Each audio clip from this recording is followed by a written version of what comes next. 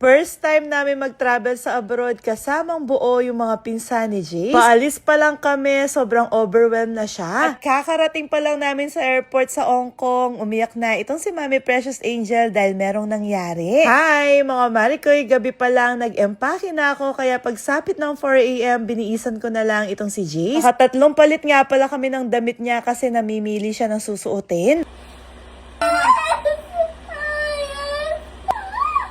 You big cord in the hotel.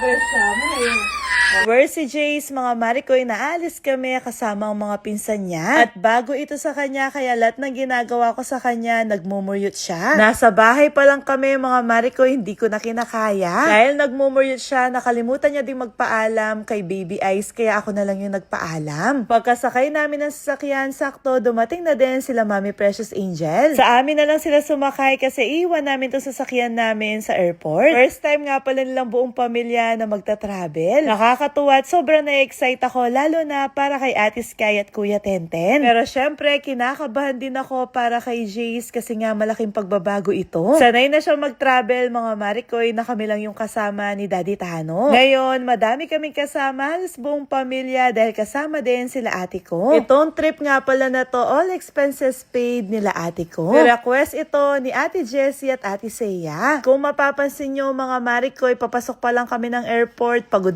na ako. Bukod sa akin, stress na din itong si Ate Sky.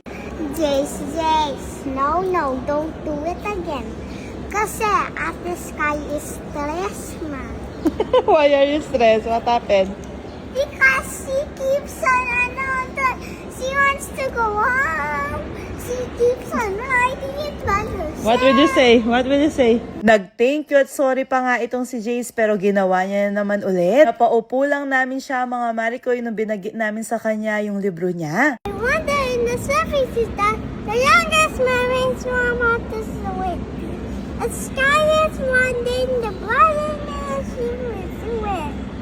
Dumating na nga din pala sila ate ko at kung mapapansin nyo, mga Marikoy, wala sila Lolo Oka. Ayaw niya kasing sumasakay ng eroplano kahit anong pilit namin sa kanya. Ayaw niya, lalo na kung kasama niya daw kami. Kaya inayaan na lang namin siya kesa sumama siya at hindi naman mag-enjoy. Habang inintay namin yung check-in time, buti na lang napagtripan ni Jace itong luggage kaya yan kahit papano na naimik siya dyan. Pagka-check-in naman namin, nag-umpisa na kaming kinabahan para kila Daddy D. Pero nakakatuwa kasi napakabilis na nakalagpas sa immigration. Dahil din siguro buong pamilya silang magta-travel at kasama din kami. Pagkapasok namin sa loob, ayan, naglilikot na naman itong si Jace. Kaya sabi ni Ate Jessie, babasahan na lang siya ng libro para umupo siya. Kaso dahil muntik siya mahulog sa upuan, kaya nagmuryot na naman siya. Pero ilang segundo lang yan, bumalik din siya sa kinauupuan niya. At tinuloy na ni Ate Jessie yung pagbabasa niya ng libro. Paboritong libro nga pala ni Jace yan, kaya dinala ko. Little Mermaid na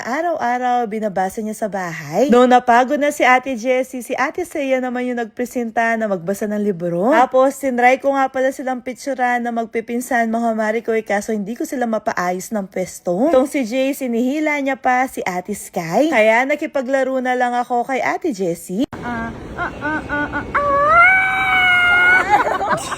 You died.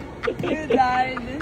Nung malapit na yung boarding namin, mga Marikoy, pumunta na kami sa boarding gate namin. Alam nyo ba, mga Marikoy, sa pagsakay ng eroplano, wala na kaming problema kay Jace. Dahil in-expose talaga namin siya at ilang beses niya ng travel ito. Kaya may routine na siya sa pagsakay ng eroplano. Inahayaan ko din siya na siya yung maglagay ng sarili niyang seatbelt. Tapos kapag na-overwhelm siya, kinakalma ko siya sa pamagitan ng hinahawakan ko yung kamay niya. Nagdadala nga din pala ako ng pagkain dahil kapag wala siyang ginagawa, sigurado maghahanap siya ng pagkain.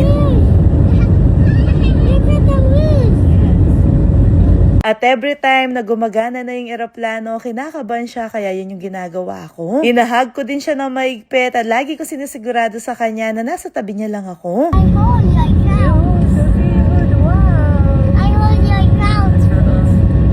Kaya pala wala na kaming problema sa pagsakay niya ng eroplano kasi lagi lang siya nakakatulog. Nakatulog siya mga Marikoy kasabay ng paglipad ng eroplano. At dahil tulog siya, nagpalit kami ng pwesto. Tinigaan namin siya ni Daddy Tano at sabi ko sa kanya, ito na yung pagkakataon ko. Excited pa naman ako pagbukas ko ng bintana, ito lang yung natatanaw ko. Lumalapit na nga pala kami lumapag, inupo namin siya ni Daddy Tano para magising na. Simula sumasakay siya ng eroplano, mga Marikoy, lagi siyang ganyan, natutulog lang. Kapag gising naman, hindi naman kami nahihirapan. Kapag sinabi na namin sa kanya na time to wake up, gigising naman siya. At kahit lagpas 1 oras lang yung tulog niya, nasa good mood pa rin siya pagkagising. Sa hindi naasahang pagkakataon, pagkadating namin dito sa airport sa Hong Kong, may nangyaring konting aberya, pero hindi ko na ikukwento sa inyo. Si Mami Precious Angel na lang yung magkukwento. Naging okay naman ang lahat at nakalabas kami ng airport. Pagkalabas namin, si Mr. Chung na yung nag-asikaso ng sasakyan namin. Nakakatuwa nga itong si Mr. Chung kasi parang siya yung tour guide namin at parang travel agency siya na binook namin kasi siya lahat yung nag-aasikaso. Halos sunod-sunod lang kami sa kanya mga Marikoy hanggang sa makarating nga ng hotel, nakaupo lang kami. Siya yung punong habala na nag-check-in para sa aming lahat. Pagkatapos makapag-check-in, umalis na kami, dumiretso kami sa train station. Binilhan niya kami ng mga tickets mga Marikoy. Walang pahinga-pahinga, sumakay kami ng train papuntang Disneyland. Kadating namin ng Disneyland, pagod na itong si Jace kaya kinarga na lang siya ni Daddy Tano. Dito na nga pala sila bumili ng ticket para sa aming lahat. At na-surprise kaming lahat dahil yung inabil nila ay annual pass. Na-surprise kami kasi kailangan namin bumalik ulit dito para hindi masayang, charot lang. Pasok nga pala namin, binudol ako kagad ni Jace sa ballpen at ayan nga yung ginagawa niya sa mukha niya. Tumakto nga pala kami sa parade kaya hindi na kami umalis dito, hinintay na lang namin. At nung mag-start na, nagsimula na din si Jace na magmuryot. Pagod na din si Daddy Tano dyan kaya kinuha ko na lang si Jace. Sabi ko sa kanya, ako nang bahala at hindi ako titigil, hindi ako susuko hanggat hindi maging okay itong si Jace. Actually, dati na siyang nanood ng ganyan kaya alam ko na gusto niya. Nagmumuryot lang siya kasi pagod na at overwhelmed din. Alam ko din kasi na siya mismo hindi niya naiintindihan yung mga nararamdaman niya. Kahit na nasa 28 kilos siya mga Mariko, hindi ako pwedeng sumuko at bumitaw. Lalakasan ko na lang yung loob ko at sinasabi na kaya ko to at lahat kakayanin ko para sa kanya. Maganda naman yung kinalabasan ng pagtsatsaga ko sa kanya mga Marikoy. King okay siya kung kailan patapos na yung parade. Okay lang yon, importante nakasurvive kami at naging okay siya.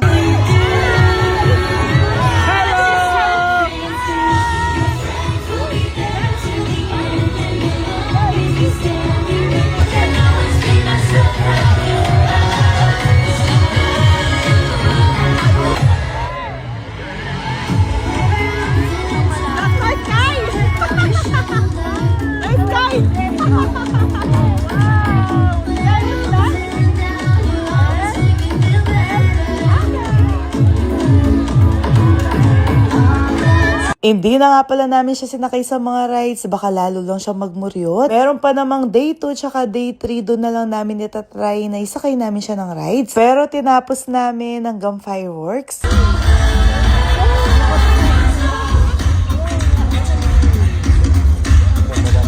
Kaya pagdating namin sa hotel, muntik na kami hindi nakalakad mga Marikoy. Tok, tok, tok, tok, tok, tok, tok, tok.